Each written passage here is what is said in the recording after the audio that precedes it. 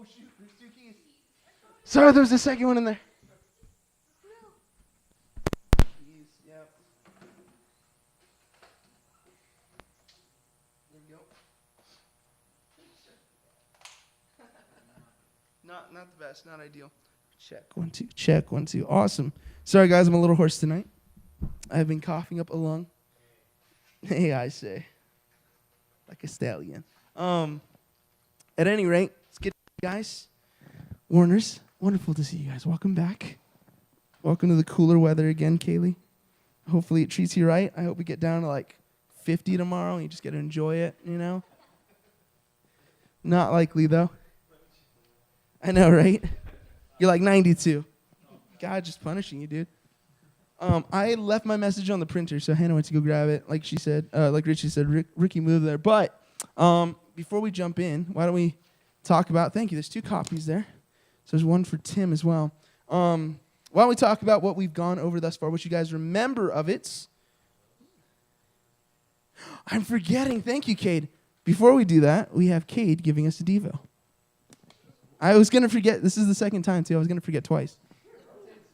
Thank you. Thank you for reminding me. Tomorrow we're going to have a high of 70 and a low of 36. 36? So, you know, 7. 20 degrees. 20 degrees off. I'll take it. That's like a nice. That is a solid. That's not below your waist, Yoder. It doesn't count. Like this, right? Good job, Richie. Good job. Okay, so are we on? Is okay, beautiful. Go ahead, talk. Okay, I'm not as loud as Carlos, so this is weird. But so tonight I wanted to talk about complacency, just because I feel like in our modern world, Christians have become very complacent in the way we live our lives. So complacency is a feeling of smug or uncritical satisfaction with oneself or one's achievements.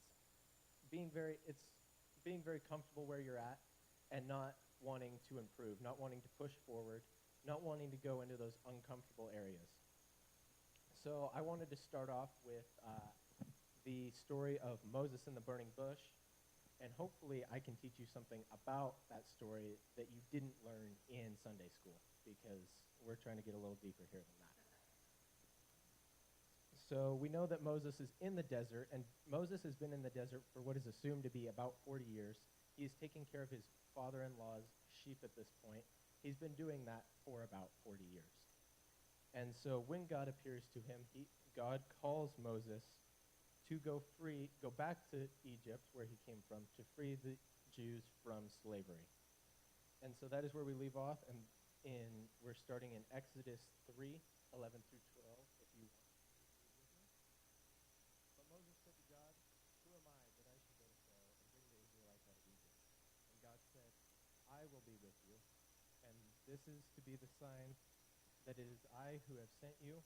When you have brought the people out of Egypt, you will worship God on this mountain." So what's important about this section is Moses is asking about himself, like, God, how can I talk to Pharaoh?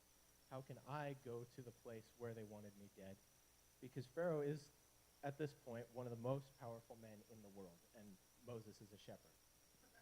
But God doesn't give Moses any, "Oh, you got this, buddy, you can do this," like we hear a lot of today. God gives him "I am with you, rely on me." And that's going to be a recurring theme tonight, is that when we go into these uncomfortable situations, we are supposed to rely on God. We see that recur when we skip up to Exodus 4:1, when Moses asked God, "What if they do not believe me or listen to me, to what I say?"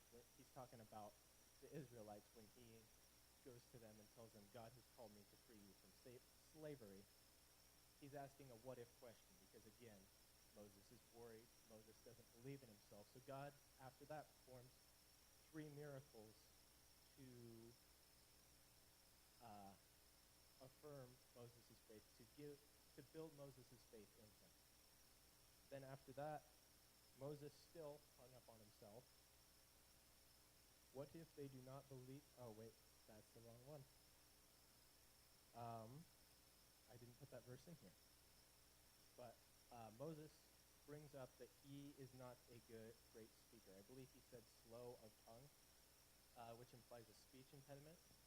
And after that, God again confirms his power to Moses by saying, who gave human beings their mouths?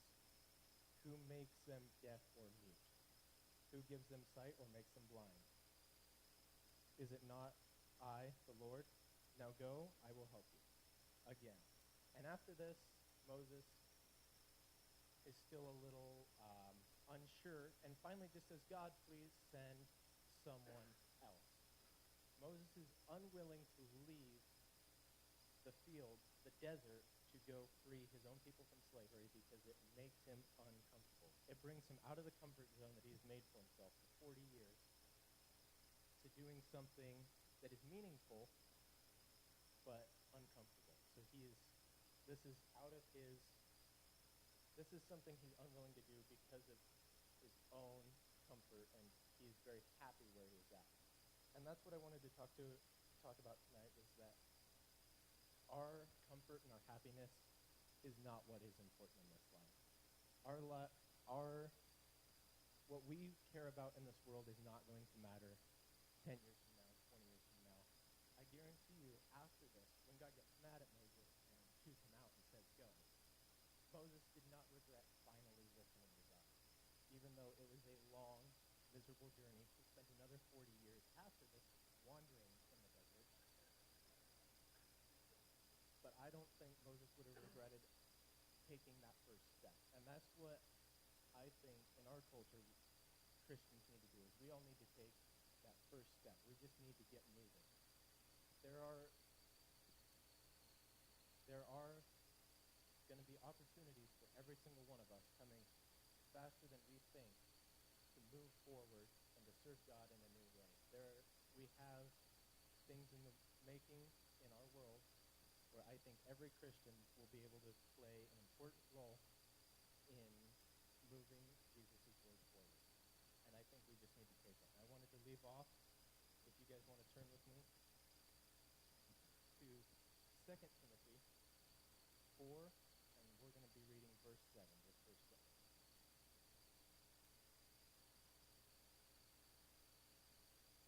And this is Paul writing to Timothy. I have fought the good fight. I have finished the race. I have kept the faith. And so my main point of the message tonight is that the only reason Paul was able to say, I have fought the good fight, I have finished the race, was because he lived a miserable life.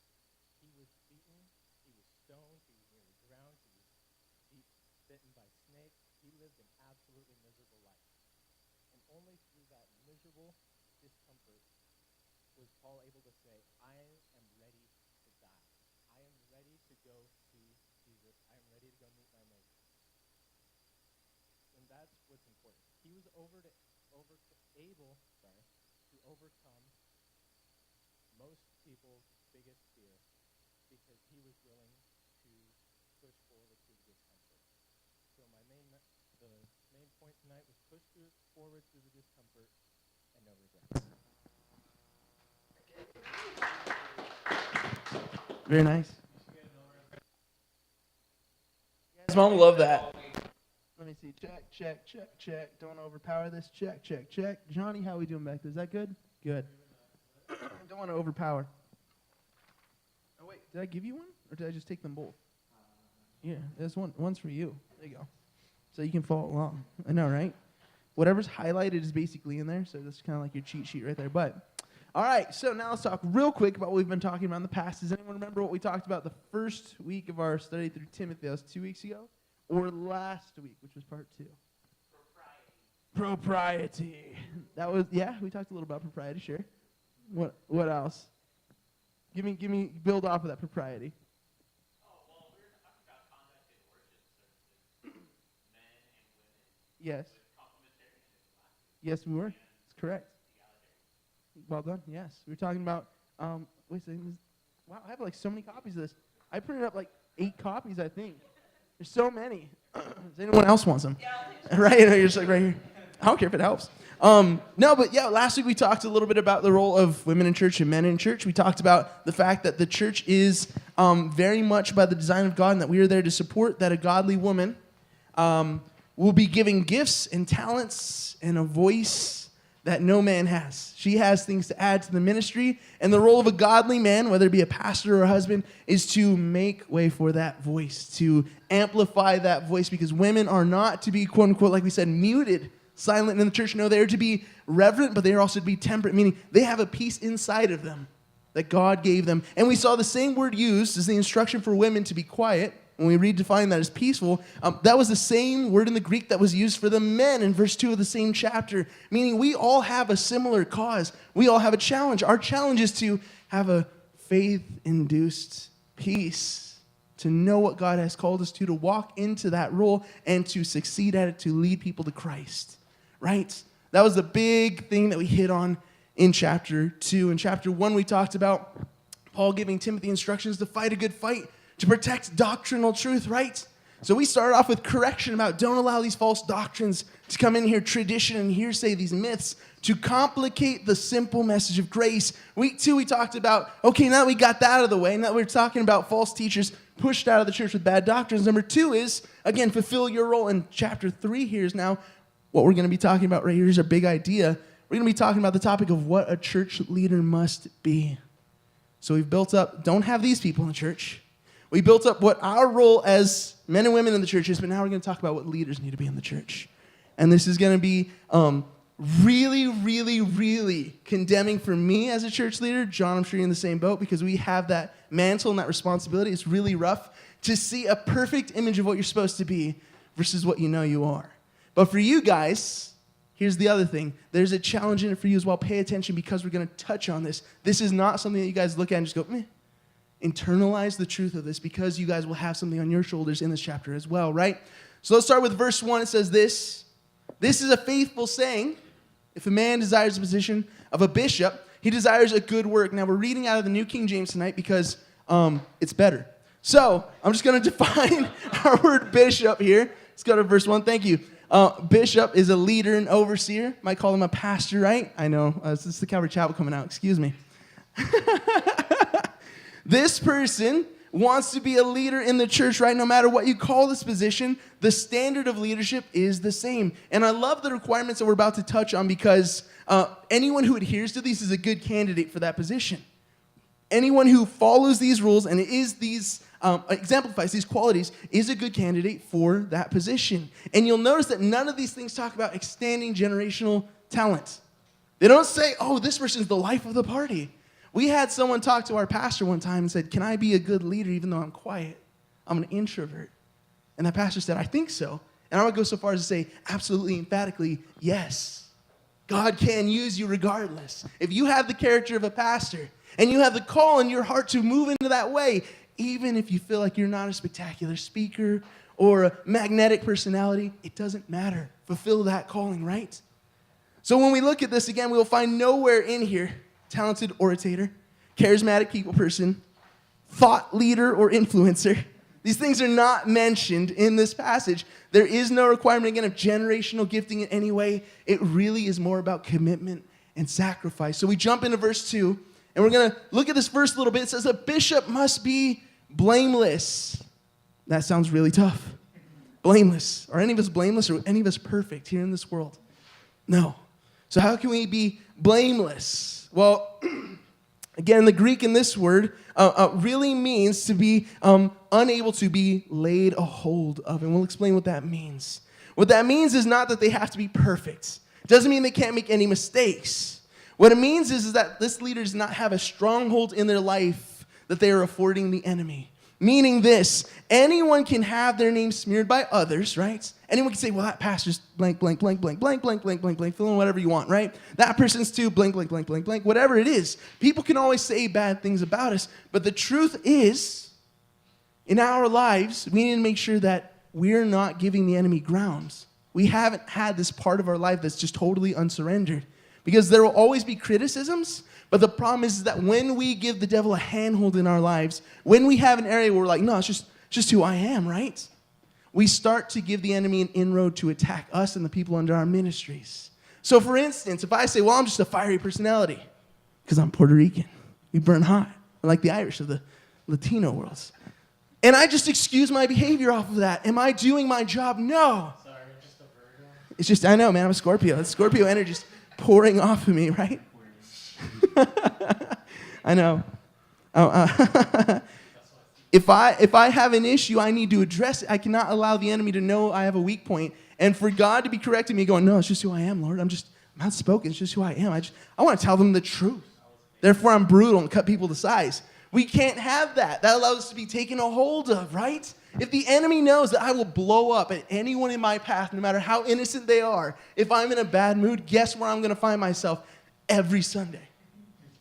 I have a handle. I'm a pigeon at that point. I'm that person who can be told, double dog dare you. What, you chicken? Buck, buck, buck. And I will do it. I can't have that as a leader because I'm a sitting target. I'm a sitting duck. At any point when something important happens, the enemy can go, just throw this in his path. Boom, right? Pastors cannot be that rebellious against God. Leaders cannot be that rebellious against God.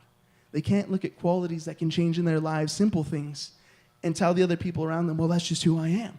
We don't have that right. We already will take on titles like bigots and things like that simply for following the word, right? And we have to have this defense against it to continue doing the truth, but sometimes we misuse that defense and we block out actual, true criticism. A pastor can say, I'm turning a deaf ear to what you're telling me because you're sent by the enemy, when in reality that person is showing more love than everyone else in the room by criticizing their behavior. Pastors must be blameless. They must be listeners. They must be willing to grow and change, right? So this is not saying that if you step into leadership, that you need to be perfect, but you do need to be prepared for attack. Because if we have an unsurrendered heart, again, if we have our own private aspirations, that will cause us to abandon ministry when it gets hard. If we are holding on to sins like wrath or lust or other things under different names so that we can stay comfortable with them, what we're actually doing is proudly holding on to a lack of surrender. We're shrugging our shoulders at the opportunity to grow, and the enemy will again and again exploit that weakness, not only to destroy us and to undermine our ministries, but to hurt the people who trusted you, hurt the people who followed. A pastor may have tons of wisdom, but if he's not surrendered to God in correction and in humility, then when he blows up at this person and mistreats them, all the wisdom that he gave them now becomes unprofitable. No matter how good that advice was, no matter how biblical their opinion was, if they do not hold themselves to a standard of conduct, the enemy will undermine their words and cut that person away from those biblical truths. Last week we talked about wives, so I'm not going to touch the second part when it says husband of one wife, about the role of wife, but we're going to continue on and say temperate. They must be sober-minded. They must be of good behavior, hospitable, and able to teach, right? And I want to stop right there. We can go back real quick. Just touch on these real quick. Temperate. We talked about that attitude issue. We need to be willing to hear things, right? We need to be agreeable people. Sober-minded. We need to not be under the influence of things around us, right? We need to be able to make clear decisions, whether that be anger or substances or whatever.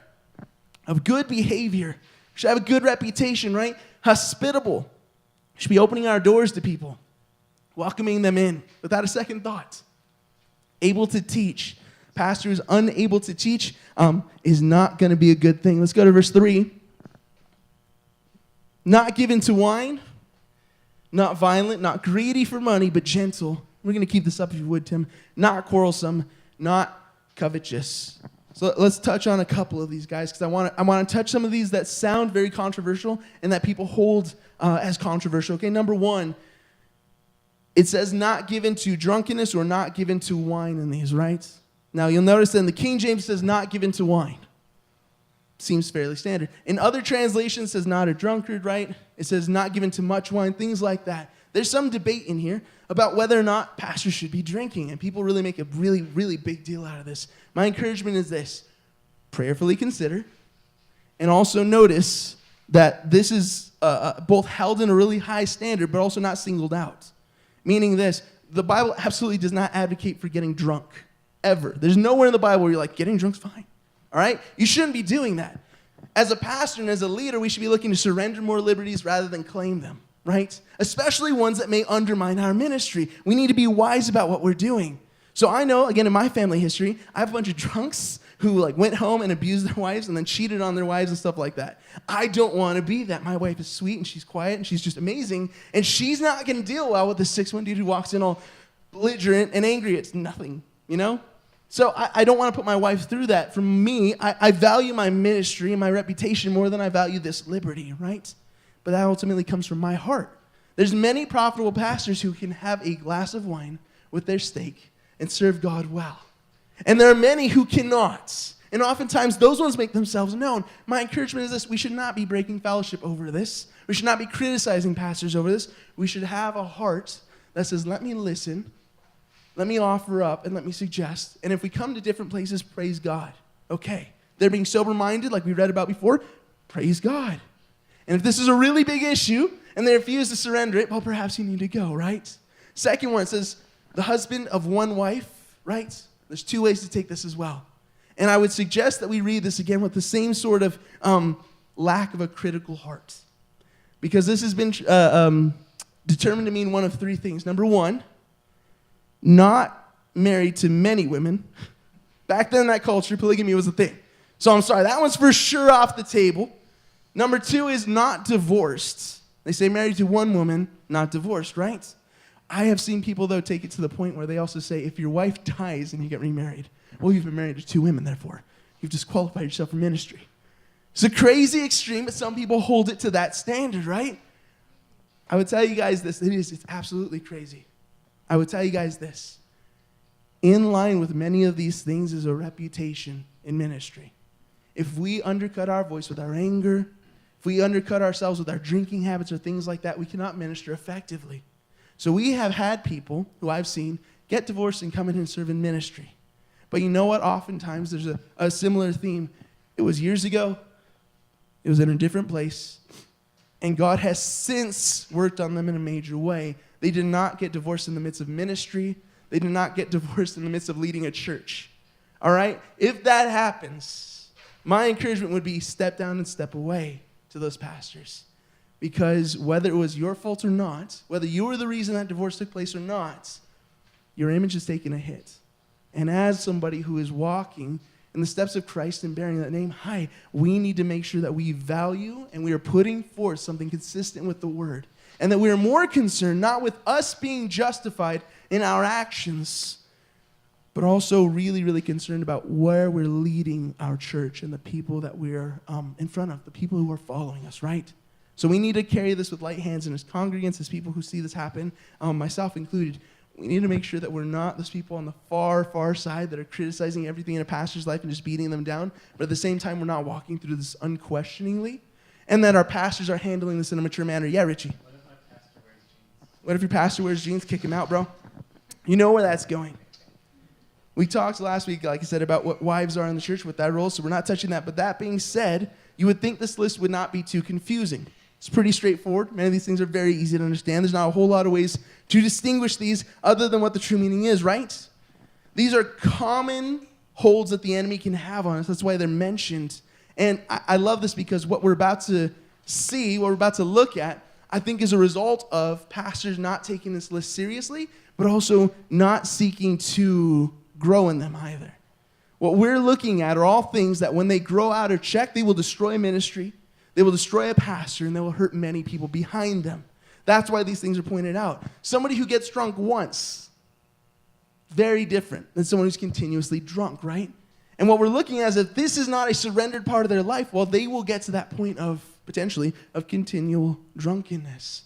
That'll hurt people if it comes and goes without getting checked on. If that's something a pastor's struggling with, there's an opportunity for them to be redeemed, for them to sit down, talk with a friend, get that support, to continue on to have a testimony that glorifies God, right? But if they don't, it'll grow out of hand and become something destructive. We see this in James chapter 1, verse 15. It says this, then after desire has conceived, it gives birth to sin, and sin, when it's full grown, gives birth to death. What I think we're looking at here is desire. It says not to covet. It says to be temperate. It says to be gentle, a bunch of these things. Why? Because these are the seeds that if you're not obeying these things, if you're not holding on to these things, they grow and grow and grow into sin. When we start lashing out at people, when we start hurting people. And ultimately, it can lead to death, like I said, of ministries, of churches, or in the people following you when they're mistreated and mistreated and mistreated, and you refuse to apologize, you refuse to make it right, and you are not held accountable as a leader. So this leads us to our first thought, guys. Thought one is who we allow to lead us matters. The people who we follow matters. And I'll explain why, guys, with a question. Why does Gatorade pay athletes to hold their drink? Because customers like the athletes, and athletes give them money. Sure. Sunshine?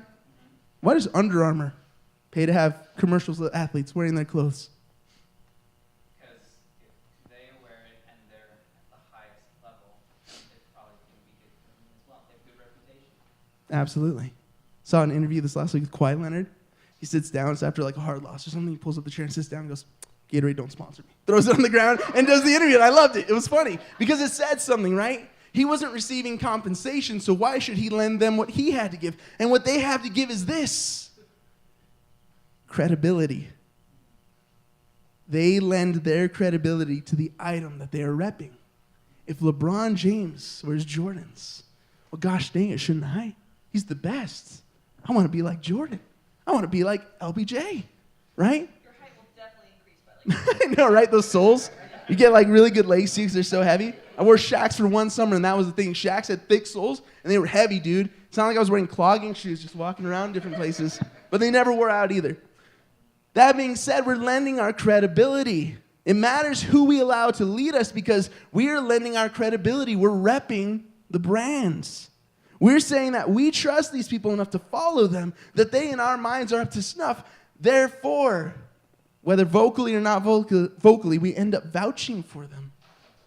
We end up saying that these people are an example we should follow, or people we should listen to, or this is the product that we should buy, right? Right now we're watching what happens when a church system and pastors have so much credibility and no accountability, and then are exposed. And then the death comes because those desires were not surrendered, right? Right now, I'm watching a global meltdown over the past couple years of a recognizable church brand. I'm watching Hillsong in the news every year. And it's sad to see because these are our brothers and sisters. I don't particularly like their brand of certain things, but at the same time, I don't wish ill upon them. Yet in 2020, what comes across the Chiron, what's on the news? Carl Lentz, pastor of Hillsong in New York, right? East Coast, has been caught in marital infidelity. This guy who's hanging out with Bieber and all this stuff, right? Just absolute rock star. Guy who's talking every week from the stage with hundreds of thousands of people probably paying attention to him online and in person, right? When all is said and done, this man has the credibility of many. There are many who are vouching for him, whether they get it or not. I want to give you guys a number that's crazy. That church, and I believe it was 2019 to 2020, made $13 million from that campus. 8.6 of that went to payroll. 8.6 million of that went to payroll. Not utilities, not grounds, not facilities, payroll. Paying the talent they have on stage. There's more than marital infidelity in this story. Marital infidelity got the headline. What we saw was a system that did not hold pastors accountable and allowed these seeds to grow in their lives and become something more major. 2020 sees Carl Lentz go down. 2021, Pastor Reed Bogard in Dallas gives up his role. And they say, well, what's going on? Well, we got some whistleblowers. The person who was the worship pastor there who helped to found that church said they're misusing money.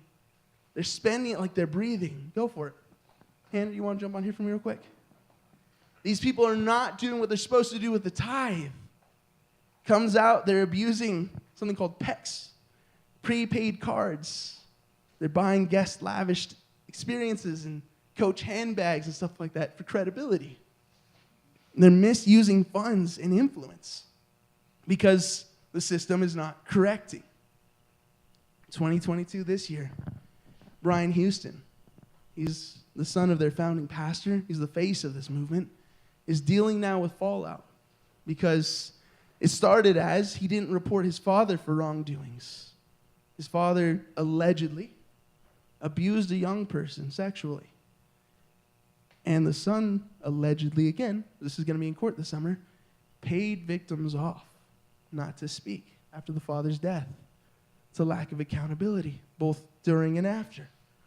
And now he himself is having to step away because there have been indiscretions in his ministry, breaking of their own code of ethics, blamed on sleeping pills because, well, he wasn't in his right mind when he sent that text message that was sexually advancing on somebody. Okay. But then later on, he wanders into the room of a woman and spends 40 minutes with her, makes her extremely uncomfortable, because he was under the influence of anti-anxiety meds mixed with alcohol. Well, I wouldn't call that sober-mindedness. That being said, we've watched a church system fail and fail and fail and fail. We've watched a church system make statements like, we're going to fix this, we're going to make this right, from leaders' mouths who then the next year are busted themselves. When we follow people, when we lend our credibility to these ministries, if we do it unthinkingly, we end up leading people through the threshold of churches that will hurt them. We draw attention to ministries online and in person that are not built upon what they should be. The fallout from this has been devastating to the churches, to the families. Soon there's going to be a Disney Plus online streaming 3-part docuseries about all the indiscretions here. This is going to be something that damages the reputation not only of their church, but of Christianity for many people, because this was their experience with Christianity. It's not something that we want to see happen. When we follow people, when we vouch for churches, we should be holding this list up and asking hard questions and checking off whether or not we believe we have found the right place to be. And we should not be allowing people who we like to give their credibility away to these people without us doing some investigation ourselves. Oftentimes these big churches have really bright lights and really big budgets, and it's extremely understandable as to why these leaders buckle. But the way they got there lands ultimately somewhat on our shoulders. We were the ones they stood upon. We were the ones that vouched for. We did not do our research.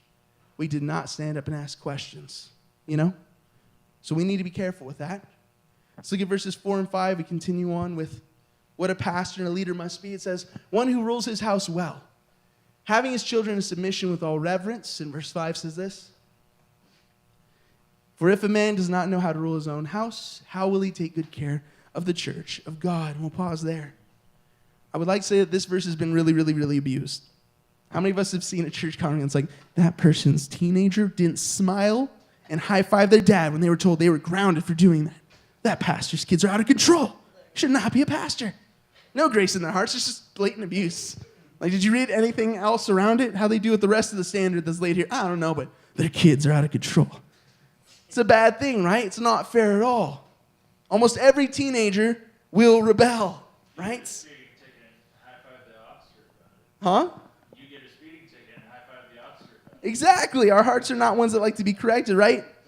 If a pastor finds they do not, what this is really speaking of is if a pastor finds they do not have patience for their children, well, then they probably won't have patience for the church either, right? If they lack the consistency to provide their child with a standard of behavior that is firm enough and consistent enough that a child can understand it, well, then it probably means they're spending either not enough time with their kids, right? Or when they do, they're too exhausted to really make an impact on their lives. That's what we're looking at here. We're not looking at if your child has an indiscretion or misstep, that you should be kicked out of the ministry, that you should step down and be like, no, I simply can't do it because all of my kids aren't perfect to your standard. And it's hard because, again, pastors get brutalized with this, and it's simply not fair. If a pastor sees his family is out of order, like I said, the best thing for him to do is to take stock of where he's investing his time.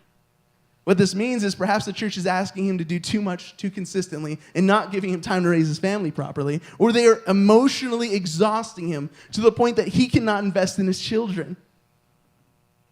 The helpful thing to do is not say, get off the stage, we're firing you. The helpful thing is to say, how can we come alongside you and make sure that this is not a consistent thing? How do we minister to you, right? Again, many teenagers rebel. That is true.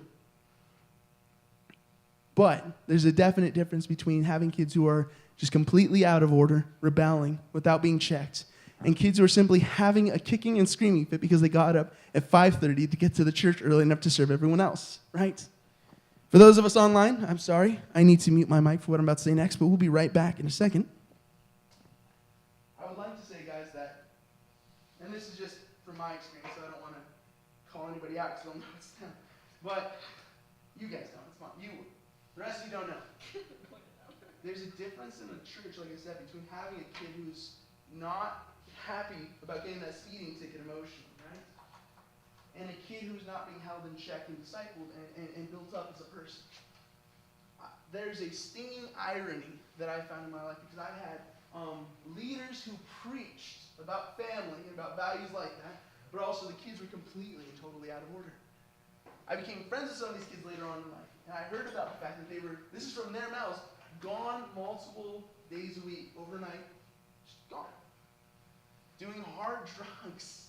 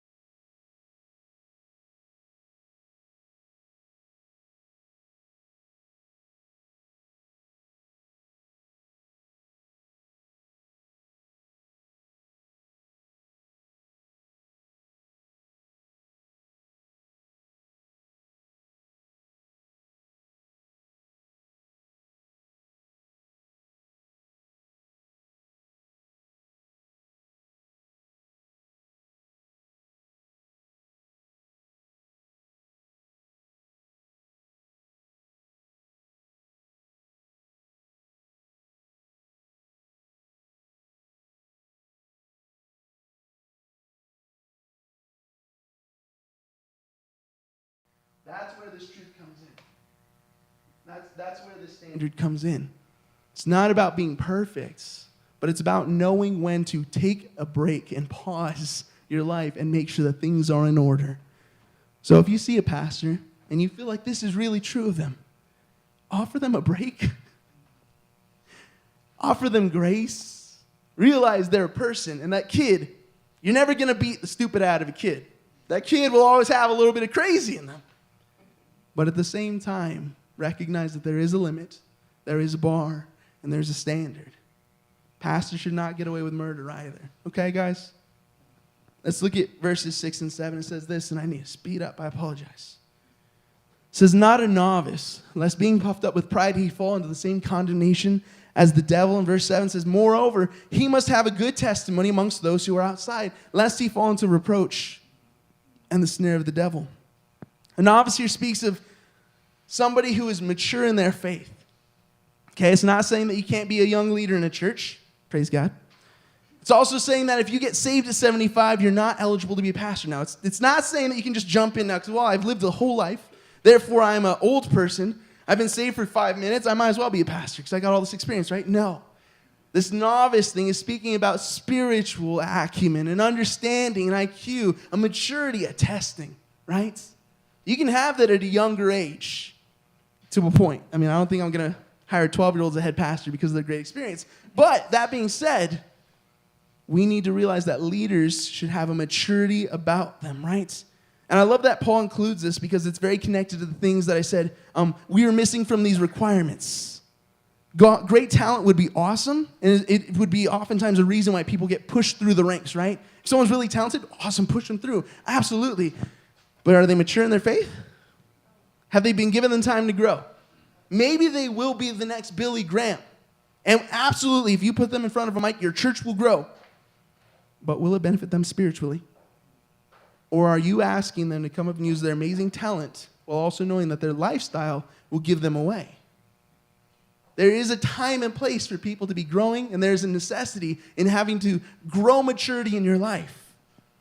We should not push people through the ranks quickly just because they're talented. We need to make sure that we're giving them the time to be seasoned and mature and to grow, right? Lest what happens here? They be puffed up with pride. Lest they have a bad reputation with those around them, right? Here's our second thought, and I want to touch on this real quick. It says, do not allow talent to blind you. That's our responsibility, guys. Both as church leaders and as congregants, we need to make sure that we're not allowing just really awesomely talented person to blind us with their amazing gifts, right? Maybe not even intentionally. They're not trying to mislead you. But at the same time, oftentimes, we will, again, allow the really attractive young worship leader the position over the old faithful one, right? And perhaps that's the calling, and perhaps it's the season, and perhaps that's what needs to happen. But at the same time, I bet you anything that churches are more filled with people who would have matured in their faith better had they not been pushed up into those positions, would have lived with greater ministries in their lives had they not been pushed into those ministries and put under those pressure, than churches who are filled. Well, I don't know how to land that plane. I bet there would be people, I bet there'd be churches filled with better leaders if we didn't push them through so quickly, is the thought, right? If we gave them the time to mature. All these pastors we mentioned before at Hillsong, I guarantee you are better speakers than any pastor you've heard probably in person, ever. They're really stinking talented, right? Yet their great talent didn't save them, did not spare them their fall. Instead, it gained them the trust, the influence, and the means to do what? Destroy themselves. We lifted them up. We handed them a rope. And then we said, good luck. Hope you don't fall. And we watched them hang, right? We gave them all the tools they needed to destroy themselves. Those talents will not be able to mask the deficiencies or their lack of maturity forever in the church and oftentimes in their day-to-day life. I love that we see this in here where it says that they'll have bad reputation in the world with those around them in the world, right? Those who are unsaved. Why? Because they'll put on that mask and they'll hold up enough to fool the people that they're supposed to fool who pay their checks. But they'll blow up on the gas station attendant or the car wash employee or the checkout girl who's like, your car got declined. I don't know what to tell you, right? They'll blow up on those people because they're exhausted at the end of the day and they're not trying to impress necessarily, and their character bleeds through. Behind closed doors when no one's looking is when those things fade away and their glaring lack of maturity shows through and begins to damage people. That's the canary in the coal mine for us. If you see someone that seems impressive at church, but they have a reputation around them on the streets, that does not connect real well, right? Man, you guys down? One more hour across. I was about to say, you guys down to be down right now? Because we're like halfway through. You guys real down tonight? All right, let's go for it. I'm sorry. I know I'm going to start rapping here.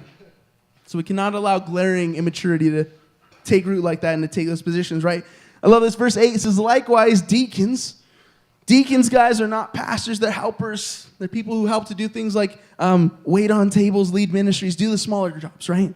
They're not oftentimes the Bible preaching speakers at the front. They're the Richard Moores, if you're from this church, right? They're the people who putter around and make sure things work. They're the people who've been given just enough influence to make sure things go well, but are the first person that no one realizes is super needed. Bri in the worship ministry.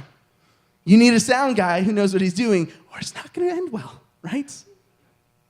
These are helpers, and they must be reverent, not double tongues, not given to much wine, not greedy for money. Let's go to verse 9. Holding the mystery of the faith with a pure conscience. Verse 10. But let these also first be tested. Then let them serve as deacons. Being found, again, that word blameless. I want to stop right there. There's a standard for these leaders here. And it's also really high. It's also very specific, right? What do we see here? Reverence. Why reverence? Means that you're not making a joke of what you're doing, not being flippant about things, right? If you're being flippant about them, you'll lead a spirit of flippance about things, and things will fall through the cracks. Brian rolls up in his PJs 10 minutes before we start because he's like, well, but just, it's the same old thing, right? Guess what? That will infiltrate the worship team. That will turn us bitter towards him bitter towards us. It'll wreck things, right? Being reverent matters. Not double tongues. Not double tongues. That means Brian's not to my face going, yeah, this is a great job, Carlos. I love the way you lead this ministry. And then turning around talking to Richie over here and being like, dude, that guy's an a-hole. I hate this guy. This guy's the worst, right? If you mean it, just say it to my face, right? Just make sure we're on the same page. Not given to much wine. We touched on that one. Not greedy for money. If you're in it for the big bucks, it's not going to end well. We saw that, Hillsong Dallas. We saw that. Holding the mystery of faith with pure conscience, but let these also be tested first, right? Again, let them go through this examination. Let them mature their faith. Then let them serve as deacons, being found blameless. Verse 11 and 12. Likewise, their wives, and I love this because it shows the teamwork of ministry. Not only do these people need to have it together, but they're reliant on their spouses. They're reliant on the reputation, responsibility, and support of their spouses, right? Likewise, their wives must be reverent, not slanderers, temperate, faithful in all things. Verse 12, let deacons be the husband of one wife, ruling their children and their own house well. Again, when we read these portions of Scripture, we might have in our head only men, since we see husband of one wife listed in these requirements, right? But I would like to point out that the requirements here are linked by this word likewise. It lays out for the pastor, and then says likewise, and then it lays out the deacon, and then it says likewise, and it lays out what's going on for the wives. It means, again, that this is in the same spirit. This is serving the same goal. This is freaking teamwork. Not a superstar spouse who's doing it all by themselves while the other one's left in the dust. It means they're leaning on them, right? This is to say that the wife of a leader in a church is as much a part of the leadership as her husband. A wise wife can make all the difference in the success of her husband's ministry. And she can also single-handedly stop him in his tracks. The reality is, again, that pastors and leaders who are married are not individuals. They are part of a team who is serving the church. A pastor with a toxic wife won't be a pastor for long. And likewise, I've seen a worship leader who has a husband who didn't have any musical ability whatsoever. He could not play a chord on any instrument. He held a gun to his head, right? What did he do? He showed up anyways to these nights of worship. He showed up to these Sunday nights and Wednesday nights and Sunday mornings when she led, and he supported her. He would sit on the left-hand side of the stage. I remember, first 3 rows every time with a bag next to him in case the sanctuary filled up so that he could pull that off and honestly. So I could sit with him. And she was an anxious person. She was someone who had doubts about things, and she needed reassurance. And he was the person that steadied her hand. So when we were blessed by her phenomenal talent and by her gifting, what we were actually being blessed by was a team that worked together to glorify God. Right? Every time, again, I invited her out to do these things. He was right there with her. So this is an encouragement to value, to befriend, to protect, and pray for the spouses of your leaders. They matter. And they've been given a hard task. Because they find themselves with a crazy standard to hold to themselves. And to support their loved one in their calling and in their standard as well. They're the person who needs to be correcting and loving and endorsing and supporting, even if they can't play a chord. Even if they don't, this is the 4th service they've been to this week. Praise God, they're there repping the team, right? But pray for those people. Bless those people. Have those people on your heart, right? Here's our 3rd thought. Pray for those who are supporting your leaders. Pray for these people called to this deaconship who are serving those tables, who are making sure the lights are on, setting out the donuts, doing the sound, playing the bass, running the slides. Pray for those people because they matter. The wheels will fall off without them. Verse 13 says this, still speaking of deacons, for they have served well as deacons. For those who have served well as deacons, obtain for themselves a good standing and a great boldness in the faith which is in Jesus Christ. In Christ Jesus. I love this too. Because we see here that there's an honor in serving in the capacity of a helper. It's really cool. I've gotten to experience it, and oftentimes I miss it. Because while leaders can take positions for influence or for money or for power and other things, there's a purity and a blessing in being behind the scenes. Why? Because not only do these people get to present their works to God, right? Having ease in showcasing their pure intentions, because there's nothing else for them. No one knows what Brian's doing back there half the time. He's sitting like a secret shopper somewhere in the sanctuary running the soundboard off an iPad, and he probably has more people looking at him like, why is that dude on his iPad? Is he checking scores? What a sinner. Then people who recognize what he's doing. We have people sitting behind our stage in a little room surrounded by TVs and stuff, making sure this stuff happens. No one knows their names. They might know Richie. They might know the musicians on stage. They certainly know me most of the time, but they don't know these other people, which means that there's a purity to their service, because guess what they get for serving God? The knowledge that they did it for the right reason, right? Amen. They're giving their talents to God for nothing else than to please God. They have an increased boldness because oftentimes they do just as much work as the leader whom they're supporting, right? But with this added simplicity and surety, right? And I'll tell you what, as a leader who's gotten to experience this, there's a constant and terrible inner tension in your life as a leader, as a pastor, as someone who speaks. Because there's a relief when you realize that people will pay attention to you when you play music or when you talk. It means, thank God I'm not so boring and stupid that I'm not giving out things that mean nothing to anyone. It means that you have something good to say. It means that you have some sort of gifting in your walking, and it, praise God, you are not boring the room. But this relief can quickly turn into dread as you recognize that for some people, you have become too much of the focus, right? You start to look at the fact that you are being dragged into a place you don't belong. I heard a worship pastor say, glory is toxic to the human anatomy. And he meant this: when you find yourself in the crosshairs of people's praise and attention, you start to decay if you allow it to really hit your heart and sink in to your mind. If you start to give any inch and start to believe anything of the praise that belongs to God, oh, well, you're such a talented speaker. You blessed me so much. No, brother, no, sister. I'm a parrot. I'm reading this and going, rah, rah, and just repeating back in a way that makes some sense. There's no real great talent there, just hopefully submission to the word. As a worship leader, I usually don't write the songs we sing. We're a bad cover band. I didn't bless you at that moment. It was not my incredible talent. It was God's Spirit. But when you get hit and get hit and get hit and get hit, there becomes this dread. Because you finish up and you see that person coming towards you. And you know something of what they might say. And there's this, because you have to defend your heart. Because if you don't, it will sink in and it will corrupt you and it will destroy you. So there's this balance and there's this battle in being in front and leading. Right? Tell you what, I wasn't always a worship leader. I wasn't always a speaker. I used to be a sound guy. No. I used to play the bass. He's the chosen one. And when I went home, there was a blessed simplicity and a boldness that I did what I did with pure intentions for God. There was what we see here, this great boldness in the faith, a good standing with God, because I didn't have to worry about my reputation. People didn't notice me unless I made a mistake, and then they had nothing nice to say to me. God bless you, brother. Let's look at verses 14 and 15. It says this: these things I write to you, and I'll be straight up to you. I miss doing sound.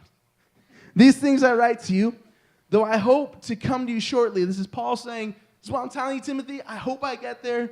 We'll see. But if I am delayed, I write these things so that you may know how you ought to conduct yourself, how to behave yourself. Don't act a fool. In the house of God, which is the church of the living God, the pillar and grounds of the truth. And I love what we get here, the pictures that we get here. Paul lets Timothy know and us know why he's writing this. And he tells Timothy how he is to lead and model leadership and how to select leaders who he's going to leave behind, because Timothy's whole ministry is not going to be here in Ephesus, right? He's saying don't be blinded by talent. Don't be always saying find the right person, right? But the pictures he gives us here really tell us what the church is. When he says, in the house of God, which is the church of the living God. What is the church of the living God? It is the hearts of his followers. It's us as Christians. He's not saying this is how to be prim and proper in the church. We run an after-school program in this room. You know how many times we have people say Jesus Christ as a, as a curse word? Or they do curse. They drop like an F-bomb or something like, oh my, we don't enter church. It's just a building, guys. It could be a library or something, right? As leaders, we should be less concerned with our language when everyone's gone in the building called the church, and more concerned with our ethics and how we're treating people even outside of the building, at lunch, around those other Christians and those people who are looking to know Christ, because that is the church. The church followed us to that Mexican food. And we still need to lead well and hold our reputation well. We don't get a, whoo, what a day. All right, guys. Now I get to lead my other life around you. No, you got to be genuine. You got to be that person. Feel God in this Chili's. I did have somebody say that. They're like, the Spirit of God is in Bob's Burgers. Bob's Big Boy. That's what the burger place is called. I was like, bless you. The second thing we see is the pillars and the grounding of truth. It says, right, so that you may know how to conduct yourselves in the house of God, which is the church of the living God, the pillars and ground of the truth. This picture, what's the ground? It's the foundation. What are the pillars? It's the thing that holds up. What are we looking at? We're looking at what Christians are supposed to be. We're supposed to be the truth of the word with our lives. Our testimonies are that foundation you build upon. Hopefully we act different than the people around us. We're more loving and kind. We take the time because that builds that foundation to build upon. And then we have these pillars, and what is that holding up? It's holding up the truth. It's part of the structure that validifies, gives strength to the message. The words of the church, what we're saying, the doctrine we give out, should be holding up the great weight of those around us. Paul's saying, handle yourself in front of these people, because these people, how you lead and how you exhibit your faith will influence them, and how they give their faith out to others will influence the people around them and lay that foundation and build up the structure of the church. Verse 16 says this, and without controversy, great is the mystery of godliness. God was manifested in the flesh, justified in the spirit, seen by angels, preached amongst the Gentiles, believed on in the world, received up in glory. Super cool gospel message given, like bite-sized, right? It's like, cool. But he's saying something I love. He says, without controversy. I love reading this together because the gospel is called, again, this mystery of godliness, because to all of us it was once something we did not know. The world can see the truth and not understand it. And we were once all unsaved. We did not know God at one point in our lives, right? So when we saw this, we saw foolishness. This message did not make any sense. But why would he do this? What does that even mean, right? And yet, upon being saved, what does it become? It becomes a thing that should unify us. It says, and without controversy. This is the thing that's supposed to glue us all together, right? The gospel that once confounded us is now meant to bring us together and act as the glue between every denomination, every church, and every Christian. Because if they can read this and go, I don't know about one of these things, I guarantee they're not a Christian. If they say, well, I don't know if God was perfect, or if he really meant to reach the Gentiles, again, these unwanted people. I don't think Jesus really would have done that.